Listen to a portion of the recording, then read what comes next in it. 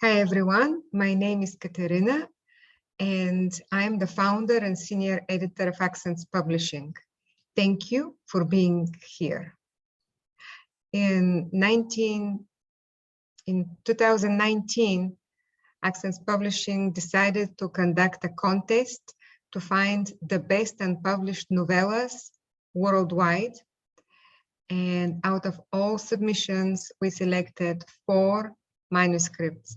The winner was Homegoing by Tony N. Johnson, an African-American writer living in LA, who just months after the publication of the novella also won the Flannery O'Connor Award for her short story collection, whose characters relate to the characters in Homegoing. The 4th manuscript, one that hasn't been published yet, is called Cheeseburgers, and it's by a writer living in Lexington called Dean Crawford, and that is his first published book, and it's a Western. And the 2 stars of this evening are Under the Seal, a literary murder mystery by Carol Mauriello, and A Hollow Muscular Organ, a love story by Meg Files. We will hear a reading from each book today, and then we'll have a chance to ask the authors questions. We'll hear from the authors in the order that the books were published. So the first one will be Carol. Carol Mauriello lives near the Daniel Boone National Forest in Olive Hill, Kentucky, with her husband, Joe. She is a native of Kentucky who returned to her home state after living in New York and New Jersey for 25 years. She is retired from teaching English at Morehead State University. Rebecca Bailey says this about her book. Carol's prose is delicate and magical, and at the same time masterful and rooted in the everyday. These seeming contradictions merge beautifully in this powerful piece of writing. I was excited to publish Carol's novella. It's gripping, packed with fascinating, complex characters. I hope you enjoy it as much as I did. Please help me welcome Carol Mauriello.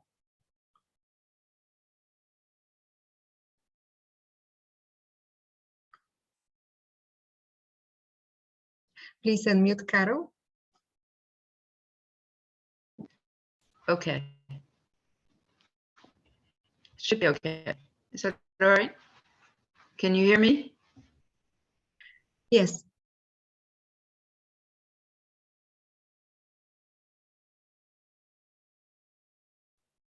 Well, now somehow you got muted again.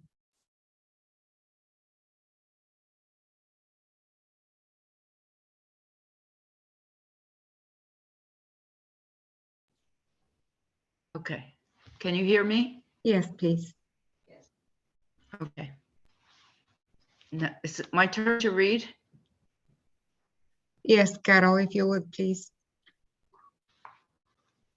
Okay, I'm going to go ahead. 1, Wendell. Patsy Ann Singleton, Wingletroy thought, was a damn good-looking woman. What was she, 40? Maybe older. He had been out with older women before. Hell, he'd been out with hundreds of women, many of them older. What do you say I take you home, Doc? He offered. He was fiddling with a little Buddha she kept on her desk. She looked at him with that knowing smile, and her head tilted in a way that tossed her short brown curls just slightly. All of it evoking something in him he couldn't quite describe, except that it made him want her.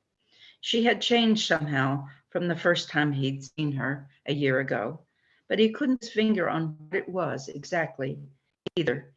She'd begun to dress differently lately, but that wasn't all of it. Maybe it was an attitude that made her sexier. He was familiar with attitude. He tried to see what she was seeing in front of her. A 19-year-old, good-looking young guy. He filled out his t-shirt and jeans like a James Dean. Many women had told him that. He rented some old movies to check them out. He smiled at her, letting the cigarette he just lit dangle from his mouth. He imagined her at 14, with all those magazine covers on the door, on the wall of her bedroom. She smiled back. No, Wendell, I've got reports that'll keep me here late, she said. And please put out the cigarette and don't call me Doc. She had to be like that, he thought, at least to pretend to enforce the rules. After all, she was a professional. But if he could be alone with her long enough, he could break down that professional bullshit. He looked at her, squinting one eye through the smoke, but she had her head down, checking her notes. Are you a Buddhist? He asked, nodding at the little statue he held in his hand. No, she said, I'm Catholic. She sighed with a long, deep breath. At least I was born one. He looked at her, waiting for more. A lapsed one? Catholic, I mean. She looked at him as if trying to figure out how much to tell him. Then she took a deep breath before answering. That's a little token I picked up somewhere. The Buddha, that is. I just liked it, so I bought it. I don't really know why. Who knows why we do anything? Right, Doc? Like that painting there, he said, indicating the abstract on the wall that looked expensive. That's new. Wasn't here last month. Sure, like a painting. I'm not any expert on modern art or anything. And people say that it's not really me, but she glanced over her shoulder at it. I'll have to admit, it's different. Wendell nodded and rose to go, but then hesitated at the door. I can wait for you, he said, suddenly turning and sitting down on one of the stiff vinyl chairs near the door. He picked up a magazine. I won't talk. I'll just wait. He was breaking her down, he knew, just a little more nudging, gentle-like, not forcing himself. She was ready, he could tell. It was just a matter of some coaxing. No, she said, absolutely not. She had a pencil in her hand and pointed it at him. I'll put you down for 4 o'clock next week. Is that all right? Always the professional, he said, aren't you? She glanced back at him. Yes. Well, I can see through that, he said, picking up a magazine and flipping through it quickly. He was running out of time. If he wanted her, he was going to have to push harder. Your husband shouldn't leave you here alone at night. It's dangerous. I never let any wife of mine. The doors are locked, Wendell. I'm perfectly safe. He looked at her for a moment, not saying anything. Finally, he said, I'm not coming back, Miss Singleton. That would surely get her attention. But you have to. The court has ordered you to complete your therapy. Otherwise, you go back to jail. If they catch me, he said. The phone rang, and they both looked at it. Wendell Troy stood, turned his back to her, and opened the door again. Gotta go, he said. Wait, Wendell. Wait a minute. We have to talk. I've got her in my pocket now, he said to himself. Hello, she breathed into the phone. Maybe she wasn't aware of how sexy her voice was. Or maybe she was expecting a call. Oh, it's you, she said. There was a softening in her voice. When he turned around, Wendell thought he could see a visible change in her face as well. This was probably not her husband, but it was someone important to her. She had no children that he knew of. But then she didn't talk much about her husband either. She whispered so that he could barely hear. But there was something desperate in her tone, and she said, I can't. No, you mustn't. Well, listen, can I call you back, please? Wendell coughed to remind her of his presence when she hung up. Whoever it was had really thrown her for a loop. Her face was flushed, and she seemed to still engaged in the conversation just ended. Miss Singleton, he said. She looked up at him. I've really got to leave town, he finally said. For a moment, she seemed to have forgotten his existence completely, or even what they had been discussing. He watched her come out of the fog and slowly rise to the realization she had a client in front of her. When he thought he had her attention, he said, my family, well, you know, we're sort of in the cash crop business. I guess you probably know that. We'll be setting up shop somewhere else. That's why I'm not coming back. It's time to leave, he said. Wendell, you can get out of this business altogether. You're smart enough and ambitious enough. She had returned to him. The phone call was in the background now. You're a very bright young man. We've gone over all this before. Why do you want to throw it all away and wind up in jail? It's not your concern anymore. When she didn't answer, just looked at him in that sad way she had sometimes, he thought he'd try again. Are you sure I can't take you home?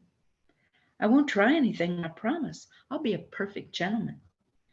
It's okay. My husband is picking me up when I'm done. Wendell sighed, turned, and walked out. See you in my dreams, Doc. But he did wait. He waited outside the door and listened, but he couldn't say why. There were not many women who were immune to his charms. Some took a little longer is all, and he'd have to have a little more patience. The door slightly ajar, he heard her dial a number. Oh no, it was absolutely wonderful. Well, you can't just do that. No, we have to talk. I have to see you. And then Wendell couldn't hear anything except, meet me there, please. And then she hung up. He waited a few more minutes. Suddenly, the computer keys started up again as he left the building. 2. Les. Lester Reese fumbled for the phone and then looked at the clock. 2 a.m. Yeah, he answered groggily into the receiver. Rosemary rolled over and groaned a sort of sensuous murmur. He caressed her rounded rump under the covers and ran his free hand over the pale yellow, nearly sheer nightgown she wore. Once again, he wanted the woman lying next to him.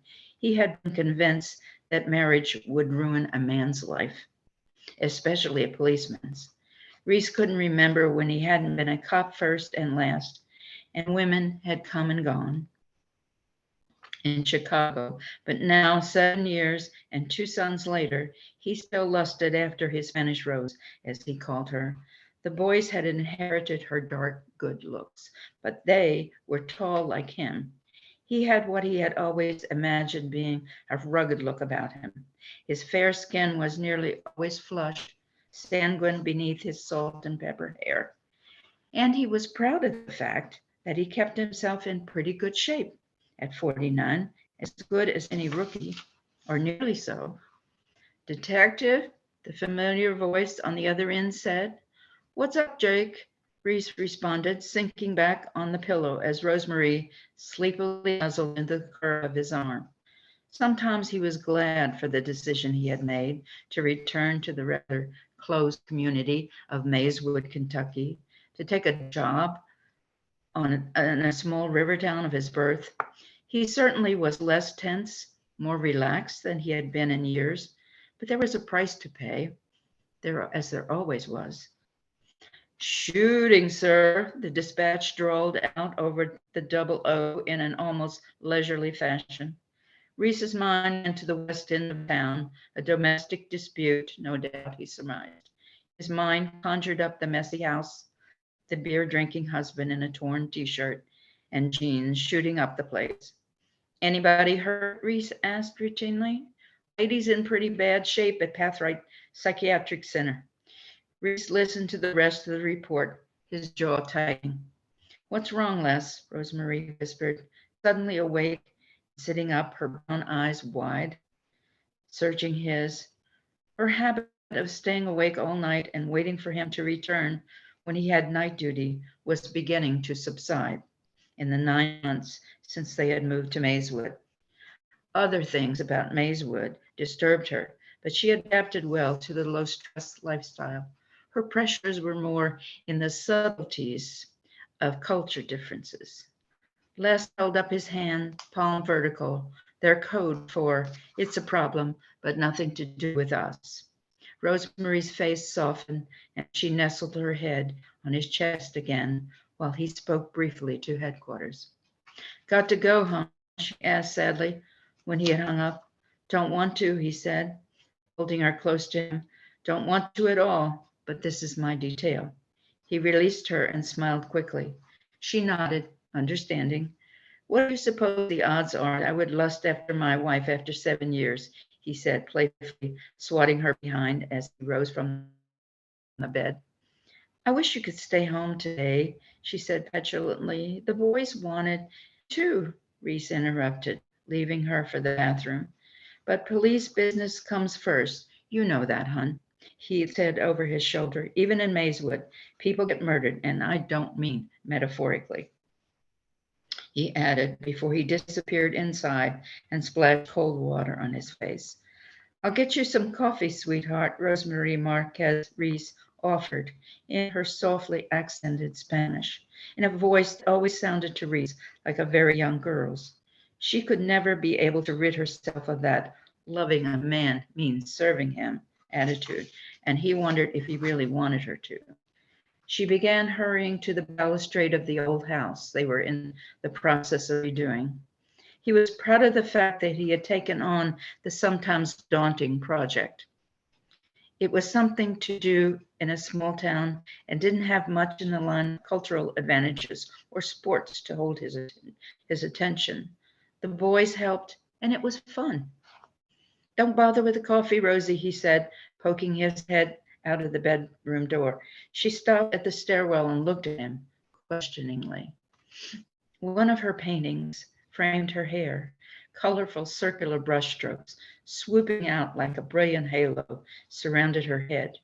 Rosie was an artist, the kind a lot of people in town misunderstood. She had been all excited about being part of a juried show in Mayswood, but only one person had liked her work. Lester tried to comfort her, explain the reaction of small town people to her rather wild and sensual brand of abstract art. But she was hurt. "I'll pick up some gourmet at the Speedway," he joked. "There's an all-nighter right by the counseling center." Rosemary, ignoring the gourmet remark, had already been descending the stairs to put on the brew when she turned to eyes. "Counseling center? Pathright Center? That's where the murder took place? Pathright?" She rejoined him in the bedroom. "Yeah." His pants on, but still unzipped, Reese grabbed his shirt, a button-down collar, and slid his feet into the waiting shoes at the side of the bed. Seconds later, he rattled the hangers in the closet. "Rosie, you seen my gray sports jacket? Oh, here it is."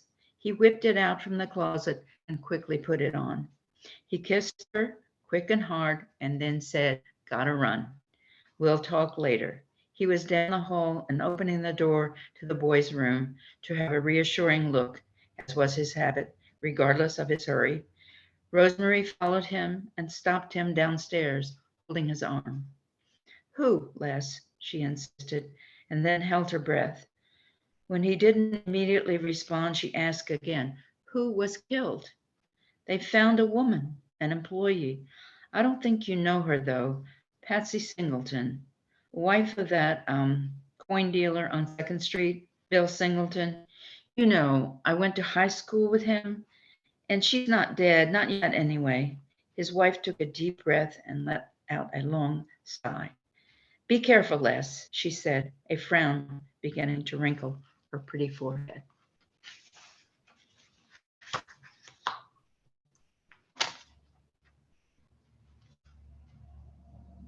Wow, Carol, that was amazing. Thank you. These descriptions, these characters, I can't wait to ask you questions afterwards about who is your favorite character and what did it feel like to live in Mayswood for all this time. And it was fun to read the book along while you were reading for us. And now we will hear from Meg Files. Meg Files is the author of novels and books of poetry. She is a Braidlaw Fellow, teaches creative writing workshops, and directs the Tucson Festival of Books, Literary Awards, and Master Workshop. She lives in Tucson, Arizona. Writer Anne Harleman says, a hollow muscular organ combines the intimacy of a two-person play with the insight of a wry, all-seeing observer. The alchemy that results is magical. Meg Files' remarkable gifts. She has published both fiction and poetry in a long and distinguished career are in full bloom here. I was excited to publish Meg's book for many reasons, only one of which is her poetic voice on the prose page. I hope you enjoy her book as much as I did. Please help me welcome Meg Files. Thank you. Thank you again for choosing my novella to publish and for your good, careful attention to it. So a hollow muscular organ is the story of a breakup in various ways. How do you like that title, a hollow muscular organ? It either makes people kind of wink and blush, or they realize that that's the definition of the heart. It begins with an epigraph, which will maybe help set this in a little context. This is Joan Didion from the White Album. We tell ourselves stories in order to live. We interpret what we see, select the most workable of the multiple choices. We live entirely by the imposition of a narrative line upon disparate images, by the ideas with which we have learned to freeze the shifting phantasmagoria, which is our actual experience. So I will read you 2 and possibly 3, as I watch the clock, little sections that will give you some tastes of those shifting phantasmagoria. So this is the beginning of the novella. 1, dirty yellow. When she found the twisted yellow hair tie in the car Thursday, she simply nodded. Of course, she'd been reaching for the pen Griff kept in the cavity below the radio. Her fingers, not finding the authority of hard plastic, but the horrible softness, jerked back. Of course, no wave of pain smacked her, plowed her under. Griff was having another one of his things. Hair tie was dirty. It was twisted with a knot in the middle. She didn't see how it would work to hold hair, but she could see how it had been whipped off patiently with a bold turn of the head and the long hair freed for Griff's hands, and how that hair would be wiped away urgently from the mouths. She shook her head. No wave, but the undertow took her. At dinner, she waited until he'd filled his plate and taken 2 bites. So, you want to tell me about this deal with Danielle, she said. Once the food was on his plate and eating in motion, he wouldn't walk away from the table, she didn't think. Say what, he said? She didn't suggest he wipe the spaghetti sauce from his lip. In company, she'd have pantomimed wiping, and he'd have squinted at her trying to get the message. But he only stared across their little round table at his messy lip. I guess you know what I mean, she said. She had no accusation into her voice. He tore the heel off the loaf of garlic bread. Don't go weird on me again, Suze, he said. Tell me you're not having an affair. I'm not having an affair. I thought you were going to do a salad. I don't need this bread. Contact with the hair tie had been like touching bare toes to a cockroach in a shoe, or like reaching touch live flesh and pushing a finger into white rot. I found her hair thing in the car, so don't play semantics this time. I don't know what you're talking about. I really don't. His face was clean now. His lips were smooth, straighter than most people's, without that little dip where philtrum met her lip.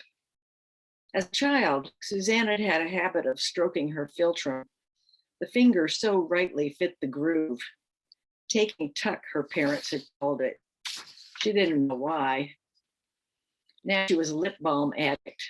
Her lips were always dry. She had a dozen tubes of lip balm from all the time she had to stop at a drugstore on her way somewhere, desperate to smooth her dry lips.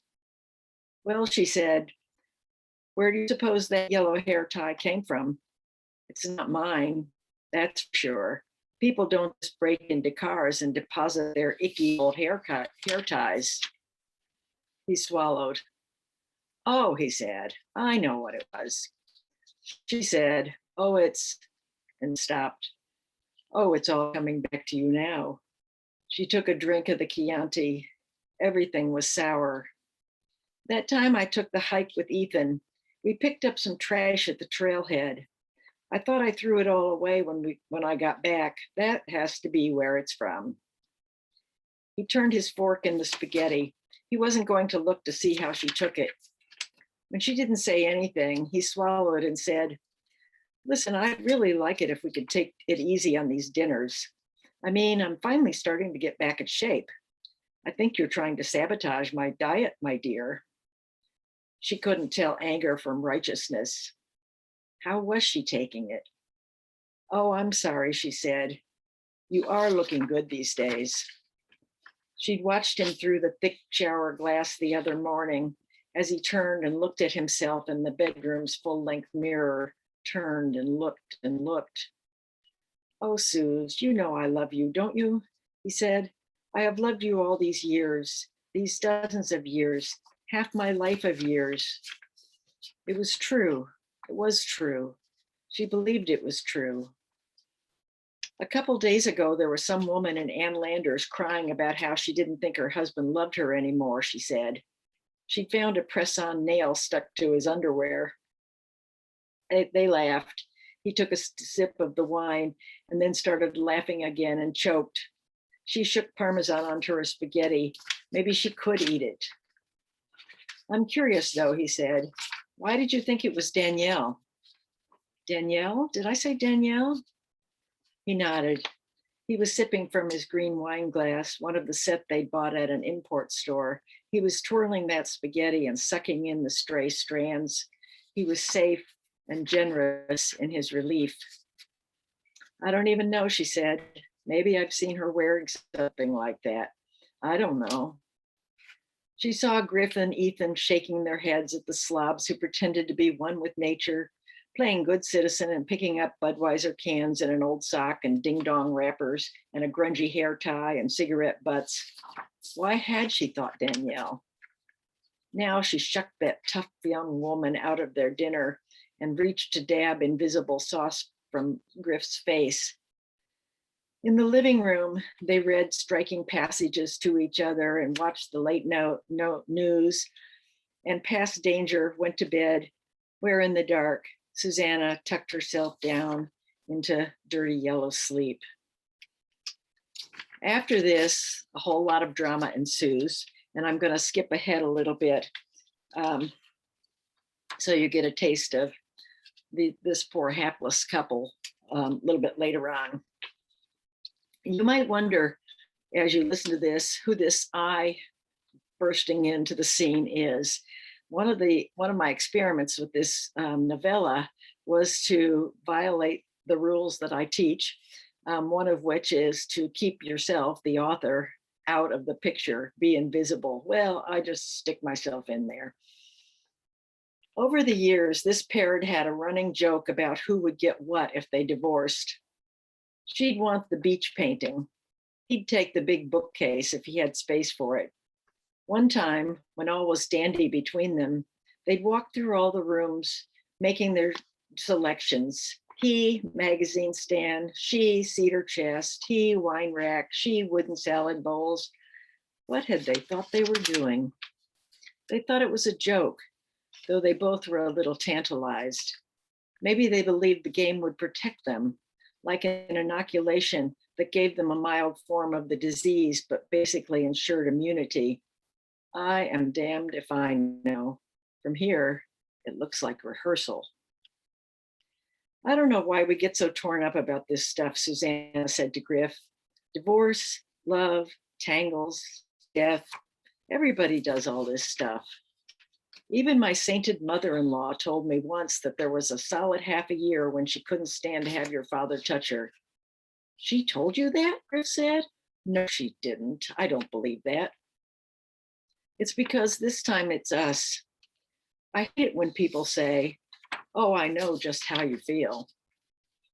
It's because we're separate, she thought, and our pain is discrete and unique. If we were cells in some mass creature, all the pains would be diluted. Even death wouldn't matter. Instead, each of us is only one. When she turned on the radio or played a CD, every third song choked her up. At least half the books in the store applied. She was set in no section. Self-help, fiction, poetry, God help the poets, biography, even the kids' book had broken homes. Half the people she knew were divorced, seemed like. None of it was unique. Humanity might as well be some giant jellied creature quivering over the face of the earth, cells rubbing up against each other and then getting caught in a minor current that spun them down the protoplasm stream to another bump and rub. The pains were spread thin, and everybody was glazed with pain's oily sheen. Dead cells probably spun along with the living unnoticed. Who could tell? Till disintegration and absorption, nobody noticed, and the creature itself lived on. The beach was not a good place for Susie's first kiss. At 15, she'd been allowed to go into town to their Lake Michigan cottage with the other daughters for a dance at the Armory. Only now did she wonder what her parents and the other couples were up to once the children were out of the cottage. At the Armory, they shivered in the huge fan's wind and danced with anyone who asked. After all, they didn't know anyone there, had no reputation to guard, couldn't tell the cool guys from the uncool ones. Besides, it was dark. Susanna remembered her light green shirtwaist dress. Her mother had made it, and her white flats, and the bow clipped to one side of her teased hair. Now, she loved that Susie and her new, never been touched body, and she wanted to take her aside. The trio of duck-tailed boys approached. Listen, she'd tell her, don't go. Let Judy and Sharon go if they want to, and you just walk back to the cottage by yourself. You can say you don't feel good, although the guy, Keith, called Zuff, would just say he'd like to see for himself how good you feel. And then you'd blush under the streetlights and giggle like an idiot, so that wouldn't work. But don't go. The parents will have hidden any evidence of what your absence allowed, and you'll be safe. Don't go. The six of you will make a driftwood fire on the beach, and eventually this guy Zuff will pull you up and walk you away, and you'll be all quivery, as you'll never really be ever again. And you'll stand shirt-waisted and barefooted facing the dark lake, or it'll no doubt be moonlit, the reflected disc riding the swells. Who the hell remembers? Why Zuff, you'll say. It's Fuzz, he says, backwards. Okay, why Fuzz, you'll say, but he will tell. Listen, Susie, he's going to turn your face with his open hand and touch his lips to yours for the first time ever. And you'll be thinking of that afternoon's water skiing, and he'll put his boy's arms around you. You'll feel the pull of the tow rope in your shoulder sockets, and you'll feel the skis skipping the waves. And mostly you'll think of first holding on and balancing, and then laughing and beginning to dance all the while towed by the boat's driver, all the while pulled behind the boat, laughing and hurting and cross-cutting the wake. It won't be worth it, Susie. You'll shake in his arms and you'll feel the abrasion of his new whiskers. You'll want to laugh at the thought of whiskers, a funny word, what cats and fathers had. You'll be instantly addicted to arms around you. You will wonder what the big deal it was. You cannot help but feel the zillions of moonlit grains of sand, the great black lake swelling to what? No shore you can see. You will wonder if you have a cold heart. It had all happened, all to everybody, or it was but a dream. Susanna had for years been towed behind someone else's outboard, or she'd pulled a boat's oar herself. Who could tell? Quit listening to music. She looked at only book sales records. Nobody, nothing ever happened before. She was the only one. And I'll give it a pause there.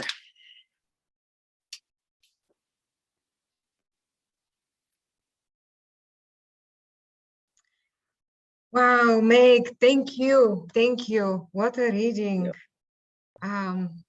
What book. I've read this book a number of times, and every time I want these two to get together and to work it out. And that will be one of my questions a little later. Did you ever have did you know what's going to happen with those two when you started writing it? And did you have versions in which they get back together? But, you know, I'll let a few other things happen before I ask these questions. Okay. Well, there is something that I wanted to do for this reading, and this is because I know that Carol and Meg read each other's books.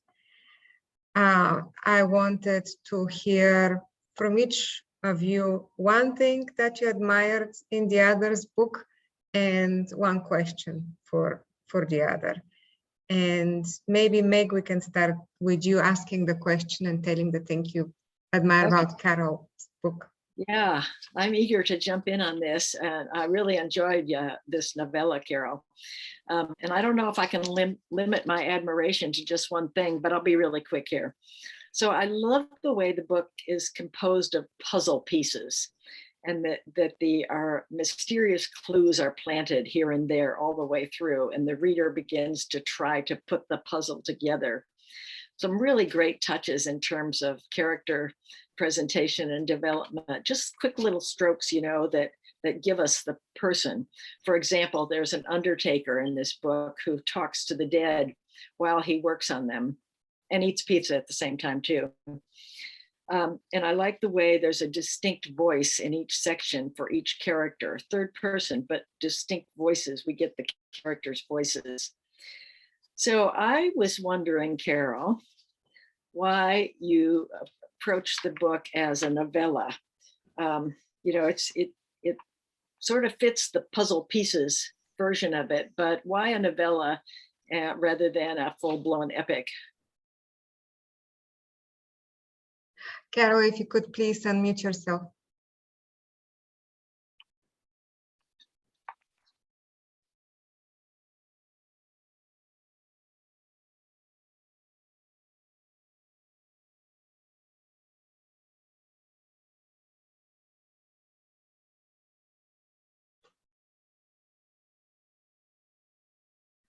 Maybe there is a button somewhere.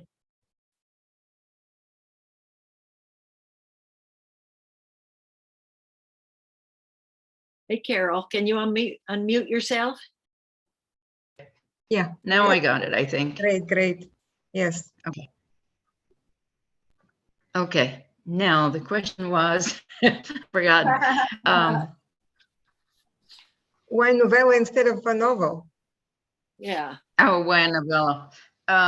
Well, it didn't start out to be a novella. It started out to be a short story.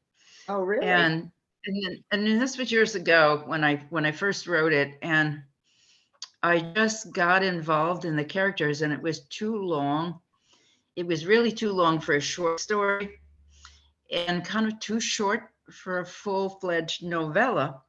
So I had trouble submitting it anywhere because of the size of it until, and I felt that this was all you needed. You know, at least I felt for this story, like, as you mentioned, there were clues, and there was clues about what was going on. So I didn't need to make it longer, but I did include at one suggestion, I did include Patsy in the beginning, which I didn't originally have, because somebody in my workshop wanted to see Patsy. And I said, oh, okay. I mean, she's there abstractly in the rest of the novel, but she wasn't as present. Her voice wasn't there. So I did that. I wanted it from the point of view of all these men. And so I gave her from the point of view of Wendell. So that was the idea. Thank you, Carol. Would you kindly now tell us one thing you that you admired about Meg's book, and if you have a question for her? I love the metaphor of the hollow muscular organ, and the way the heart, that it represented the heart, and that just went all the way through like a thread. And I loved every time it came up. And I was wondering if this, when she's a little girl and she's in that plastic heart at the museum, is that real? Is that something that you experienced? Well, you know, I was just talking a few days ago with my aunt in Philadelphia, and I was asking her if this was a true memory. I have a memory of my father taking me on the train from Illinois to Pennsylvania when I was in 4th grade, and he was going to some conference, and he parked me with my aunt, who was a dietitian living in Philadelphia at the time, and I have a memory of her taking me to a museum where that giant heart was. Yeah. And I don't know if that's a true memory or maybe if it's something I read, you know. That but happens. it has stayed with me. So yeah, I don't know if it's true or not. And I don't even know if there is or was a museum in Philadelphia that had a giant heart that you could walk inside. Okay, well, that's interesting. I liked it. Another question I wanted to ask you is about your process. I mean, the way you led us through that story was just amazing. And the way things happened. So her trying so hard to find ways to bring them back, and the heart always being there in making its way through all of that. So I just wondered if that came to you all at once, or how did you write that story? I suspect I did a lot less planning and maybe outlining than you must have for your novella, because it's so tightly plotted. My process is pretty loose. I use writing as an exploration. I don't know exactly where I'm going. I'm setting things up and then following to see where they go. I don't know exactly how I intended to end this, what I intended to do with the 4 hapless fools. You know, save them, save their love, or render them asunder. So I don't really know usually until I'm getting there. So that's kind of my process, writing to explore. Most of the time, that's me too. Yeah. Mm-hmm. Anyone from the audience, if you guys have any questions, please unmute yourself and just ask them. If not, I have a couple of questions myself for our esteemed authors.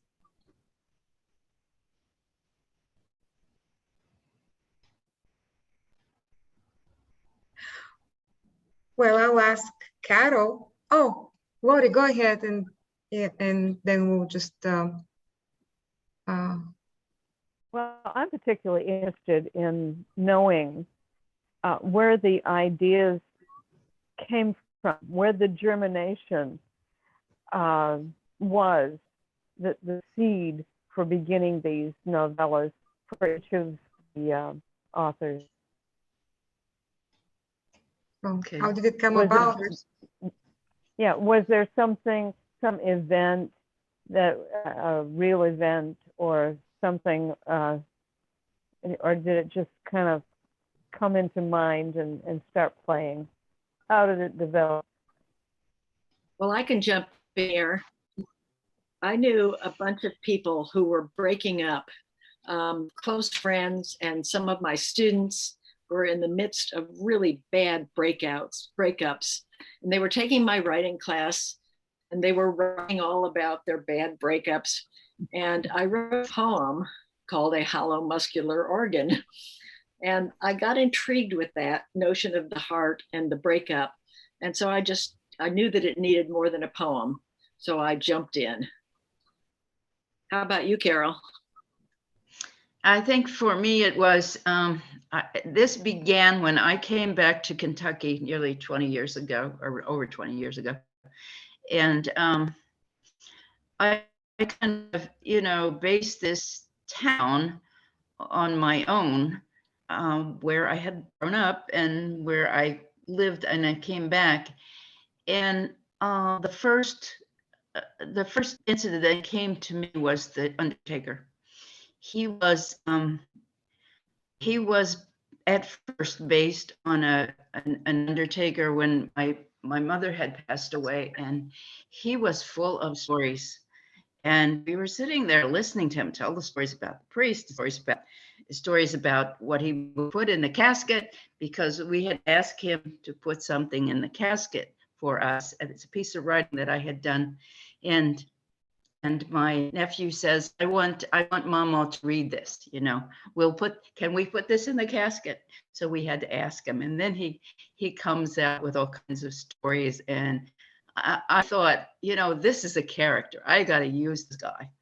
So I did. And that led to other people. And of course, they're not anything like the original characters, but, your creation takes over and they become part of you. And I was like the detective because I was the one returning home. So I was kind of on the outside. So the Undertaker was first.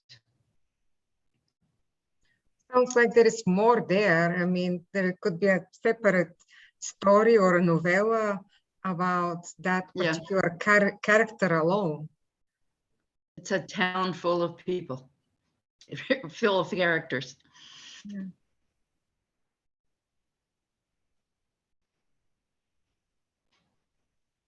Well, Carol, then I'll ask, what was it like to immerse yourself into that town? It's and a to write little about it. scary. Yeah. It's a little scary sometimes because I have to separate reality from fiction and be careful about what I say. And because, people could recognize themselves. The priest, even though I changed him and he did things that he didn't, but I based him on two different priests that I grew up with, that I knew. And so he was, he didn't vary much from who they were, except for, this incident with Patsy. So. And thank you. And Meg, I have a question for you. And it's, did you have a version in which they got back together? Or was that even an option while you were writing? Because I so wanted them to get back together. They loved each other for decades, right? Yes. I know. Well, one of the things I'm doing with this novella is exploring the writing process and the conventions of writing and playing around with them, so that's why I'm inserting myself into the story as the writer. And, if I really follow the conventions, they would have to live happily ever after, right? They'd have to split up and then they'd have to fall back in love together. But this is an unconventional novella, and I could not bring myself, I'm sorry to tell you, those of you who hadn't read it yet, but I could not bring myself to do anything more than affirm their enduring love for each other, even if they can't make it together themselves. Right. right? I know. I And wanted them to too. I wanted them to get back together too. the most, okay, so basically, you know, I think that everybody should read this book, but just going to spoiler alert here, that the most heartbreaking part for me was when they, you know, they separate, and then after that, neither of one of them is the same. Neither one of their lives is as good anymore. You know, even though they Yes. keep on trying to have some kind of life and to carry on, and for both of them too. Yeah. And Carol, the most tragic thing about your book was the character Bill and what his life turns into little by little. And for the people in the audience, these books are so good. They are so good. All three of them are excellent. And if I told you that I didn't want you to order them, you know, I think that many of you have already done that, I'll be lying. And I sent you a link in the chat to our ordering page if you want to get one, both, or all three of them. We have free shipping on orders of 3 books. Do we have any other questions for Carol or Meg?